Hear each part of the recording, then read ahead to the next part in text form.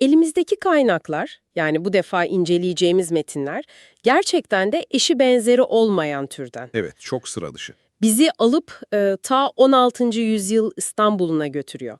Padişahın nakkaşhanesinin o gizemli koridorlarına. Ama bu bildiğimiz anlamda bir tarih yolculuğu değil. Hiç değil. Çünkü bu sefer bize hikayeyi anlatan sesler arasında kuyunun dibindeki bir ceset var, bir köpek var, değeri düşmüş sahte bir para ve hatta bizzat katilin kendisi de var. İnsanı daha en başından yakalayan bir kurgu bu. Normalde bir cinayet romanında katili ararsın, dedektifin izini sürersin. Burada ise katil de maktul de doğrudan sana sesleniyor. Bu çok çarpıcı bir başlangıç. Kesinlikle. Bugünkü amacımız da bu farklı, tuhaf ve büyüleyici sesleri bir araya getirerek bir cinayetin ardındaki sır perdesini aralamak. Ama sadece bu da değil, o dönemin sanatçıları için adeta bir hayat mamat meselesi olan o büyük sorunun da izini Hı süreceğiz. hı. Yani bir nakkaş Allah'ın gördüğü gibi mi resmetmeli, yoksa kendi fani gözünün gördüğünü mü? Hadi, bu karmaşık ve renkli dünyayı birlikte deşifre edelim. Ve göreceğiz ki bu soru sadece fırçayı nasıl tutacağınla ilgili bir teknik tartışma değil. Bu bir kimlik, bir inanç ve en nihayetinde bir cinayet sebebi. Bize seslenen ilk karakterin kimliği ve bulunduğu yer aslında her şeyin ne kadar derinde başladığını net bir şekilde gösteriyor. O zaman doğrudan o derinliğe, bir kuyunun dibine inelim. Her şey bir cinayetle başlıyor ve bize ilk konuşan kişi 4 gün önce öldürülüp bir kuyuya atılmış bir müzehip, yani tezip ustası Zarif Efendi. Evet, Ve daha ilk cümlelerinden itibaren ne kadar başarılı, ne kadar önemli biri olduğunu anlıyoruz. Ayda 900 akçe kazanan, padişahın en beğendiği ustalardan biriymiş. Evet, o dönem için muazzam bir para bu. Ama asıl ilginç olan ölümden sonra bile aklının hala dünyevi şeylerde kalmış olması.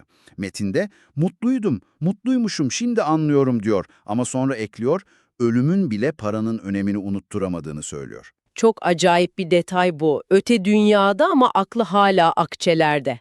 Aynen. Peki öte dünya tasviri nasıl? Beklediği gibi miymiş? İşte işin kilit noktalarından biri bu. Kur'an'da anlatıldığı gibi altından ırmaklar akan köşkler, huriler falan görmediğini söylüyor. Hmm, Ama aynı zamanda öte dünyanın varlığını da kanıtlıyor. Çünkü bize oradan sesleniyor. Yani metinler en başından itibaren gerçeklikle hayal arasındaki o ince çizgide yürüyeceğinin sinyalini veriyor. anladım. Ve ölümden sonra bile huzursuz olmasının sebebi katilinin bulunmamış olması. Cesedinin bulunup usulünce gömülmesini ve katilinin cezalandırılmasını istiyor. Yani cinayetin gizemi, inancın ve sanatın sınırları hakkındaki sorularla iç içe geçiyor daha ilk sayfadan. Ve bu cinayetin tam merkezinde de sanat var. Hatta daha doğrusu iki farklı sanat anlayışının kanlı bir çatışması. Aynen öyle. Bir yanda hepimizin bildiği o geleneksel İslam nakış sanatı duruyor. Bu anlayışın zirvesi olarak da metinlerde efsanevi Heratlı Üstad Behzat gösteriliyor. Onun felsefesi şu: mükemmel bir at resmi çizeceksin ama o at o kadar mükemmel olacak ki bakan kişi bunu filanca usta çizmiş demeyecek. Sadece atın mükemmelliğini, yani Allah'ın yarattığı o harikayı görecek. Bu inanılmaz bir şey. Yani bir sanatçının en büyük hedefi kendi varlığını, kendi imzasını tamamen silmek mi? Bugünün sanat dünyasından bakınca akıl almaz bir felsefe bu. Kesinlikle. Çünkü o inanca göre yaratıcılık Allah'a mahsus bir şey. Nakkaşın görevi yaratmak değil, Allah'ın yarattığı o mükemmelliği, o sonsuz anı onun gözünden kağıda yansıtmaktır. Kendi benini, kendi üslubunu araya soktuğun an bu dengeyi bozmuş, hatta şirk koşmuş oluyorsun. Üslup bir kusur yani. Tam olarak öyle. Metinlerdeki bir ihtiyar ustanın sözü bunu çok güzel özetliyor. Gerçek hüner ve ustalık hem erişilmez bir harika resmetmek hem de bu harikada nakkaşın kimliğine ele veren hiçbir iz bırakmamaktır. Kişisel üslup bir hata olarak görülüyor. Katilin de tam olarak bu felsefeye saplantılı olduğunu görüyoruz. Kendini ele verecek bir imza bırakmaktan ödü kopuyor. Aynen öyle. Metinlerdeki itirafında üslup diye tutturdukları şey kişisel bir iz bırakmamıza yol açan bir hatadır yalnızca diyor. Bu onun için sadece bir suçun delili değil, aynı zamanda en büyük sanatsal günah. Çok enteresan. Cinayet mahallinde kişisel bir iz bırakıp bırakmadığını kontrol ederken bile aklına bu sanatsal kaygılar üşüşüyor. Düştüğü ikilemi düşünsene. Peki bu geleneksel anlayışın tam karşısında ne var? Metinler bizi bu noktada Venedik'e götürüyor, değil mi? Enişte Efendi'nin gördükleri bambaşka bir dünya. Tamamen bambaşka. Orada Frank üstadlarının yani batılı ressamların usulü var. Enişte Efendi, Venedik'e gittiğinde gördüğü portrelerden bahsediyor. Frankler, kralların, düklerin hatta sıradan zengin tüccarların yüzlerini sokakta görsen, "Aa bu falanca kişi" diyebilecek kadar gerçekçi çiziyorlar. Yani bireyselliği Çok öne ilginç. çıkarıyorlar. O kişiye özgü olanı, hatta kusurlarını bile öne çıkarıyorlar. Bu Doğu sanatı için düşünülemez bir şey. Enişte Efendi'nin bu portreler karşısındaki tepkisi de çok ilginç. Hem büyülenmiş hem de dehşete düşmüş gibi. Metindeki ifadesiyle sanki Allah'a karşı büyüklenmek, dünyanın merkezine kendini yerleştirmek gibiydi diyor. Evet, geleneksel bakış açısı için bu resmen bir putperestlik, büyük bir günah. Ve bütün karakterlerin kaderini de bu çatışma belirliyor. Kesinlikle. Katil, padişah için gizlice hazırlanan ve bu günahkar, yeni üslubu barındıran kitabı ve bu sırrı bildiği için Zarif Efendi'yi öldürdüğünü ima ediyor. Çünkü bu yeni tarz sadece bir resim tekniği değil, dünyaya bakış açısını temelden değiştiren bir felsefe. Yani Allah'ın her şeyi gören gözü yerine Evet. sokaktaki fani bir insanın, hatta bir köpeğin gözünden bakmak gibi algılanıyor. Sanat kelimenin tam anlamıyla ölümcül bir mesele haline geliyor. Bu devasa sanat ve inanç tartışmasının ortasında bir de çok daha kişisel, çok daha dokunaklı bir hikaye var. Kara ve Şeküre'nin aşkı. Evet, Kara 12 yıl sonra İstanbul'a döndüğünde çocukluk aşkı Şeküre'nin yüzünü unuttuğunu fark ediyor. Bu onu mahvediyor. Metindeki o çaresizliği çok net hissediyoruz. Ne kadar çok severseniz sevin, insanın hiç görmediği bir yüzü yavaş yavaş unutacağını da anladım diyor. Sevdiği kadının yüzünü hafızasında canlandıramamanın acısını çekiyor. peki bu çok insani drama o büyük sanat tartışmasına nasıl bağlanıyor?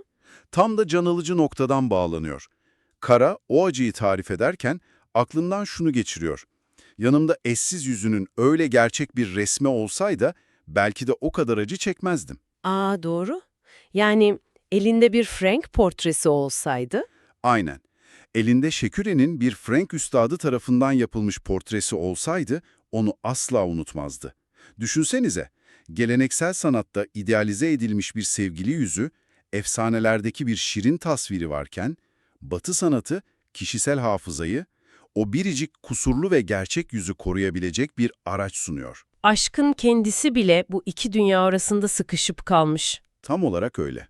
Aralarındaki iletişim de sanki bu eski kitaplardan fırlamış gibi. Yıllar sonra karşılaştıkları o ilk an mesela. Evet, çok sinematografik bir sahne o. Kara, Enişte Efendi'nin evine geldiğinde Şeküre'yi hemen göremiyor. Aracıları meşhur bohçacı Ester. Hı hı. Ester'den aldığı bir mektupla nar ağacının yanına gelip pencereye baktığında Şeküre'yi 12 yıl sonra ilk kez görüyor. Ama nasıl? Karlarla kaplı dalların arasından. Çok romantik bir sahne. Evet ve Kara o anı anlatırken bunun tıpkı efsanevi Hüsrev'le Şirin hikayesindeki o meşhur av sahnesine ne kadar benzediğini fark ediyor. Kendi hayatları bile sanki ustaların çizdiği minyatürler gibi önceden belirlenmiş sahnelerle yaşanıyor adeta. Gerçekle efsane birbirine karışıyor. Metinler sadece saraydaki nakkaşların kapalı dünyasını ve bu aşk hikayesini anlatmıyor, aynı zamanda bizi 16. yüzyıl İstanbul'un sokaklarına da çıkarıyor ve o sokaklar epey gergin. Bu gerilimi kristalize ediyor. Bu vaiz, o dönemde yaşanan her türlü felaketi, veba salgınları, yangınlar, askeri başarısızlıklar, hatta gümüşü azaltılmış sahte paralar tek bir şeye bağlıyor. Neye? Hazreti Muhammed'in yolundan sapılmasına. Peki kim bu yoldan sapanlar? Hedefinde kimler var? Herkes var aslında. İnsanların toplanıp dedikodu yaptığı, hikayeler anlattığı kahvehaneler, müzikli ayinler yapan tekkeler, kalenderi dervişleri. Kısacası yerleşik düzenin, katı sünni yorumun dışında görülen her şey ve herkes onun hedefinde. Tam bir ahlaki panik havası yani. Kesinlikle. Metinler Sokakları dolduran farklı milletlerden insanlardan, her şeyin bir ahlaksızlığa sürüklendiği hissinden bahsediyor. Tam bir ahlaki panik havası hakim. Ve bu paniğe, bu suçlamalara en beklenmedik yerden en ilginç cevap geliyor. Kesinlikle en beklenmediklerden, bir köpekten. Bir saniye, köpek mi? Resmin içindeki bir köpek mi konuşuyor? İşte bu metinleri bu kadar özel kılan şeylerden biri bu. Peki ne diyor bu köpek? Kahvehaneleri mi savunuyor? Hem de nasıl savunuyor? Metinlerde bir bölüm tamamen bir kahvehane resminden bize seslenen bir köpeğe ait. Köpek, vaiz efendinin kahvehanelere laf atmasına çok kızgın, bizler kahvemiz ve kahvehanelerimiz için ölürüz diye kükrüyor adeta.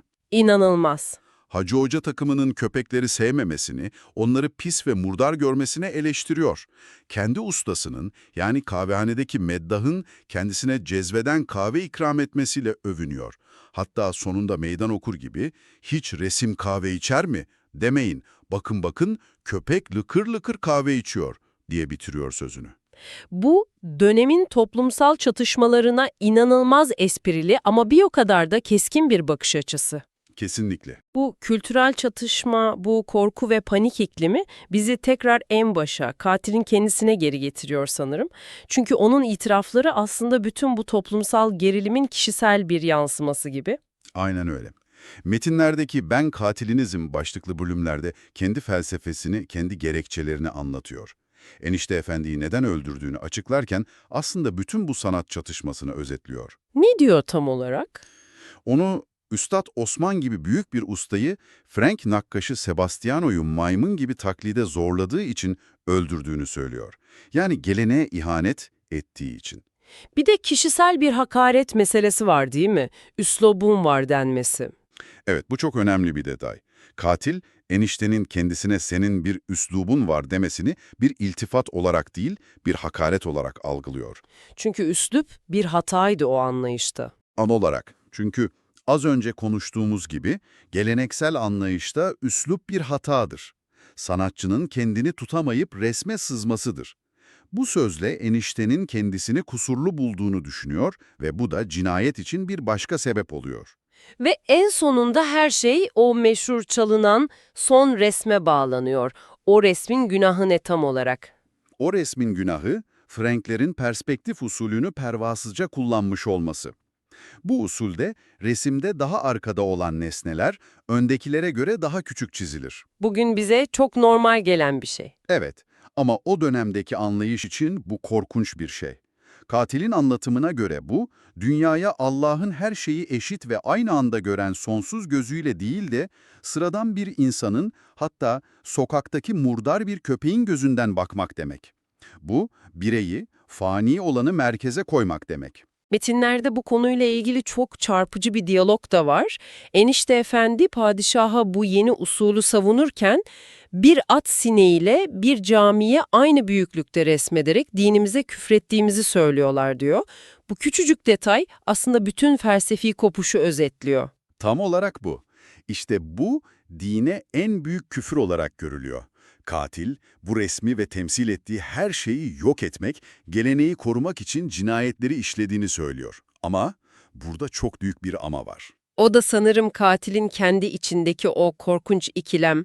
Yani bir yandan Frank usulünden ve bireysellikten nefret ediyor ama diğer yandan içten içe onu arzuluyor, değil mi?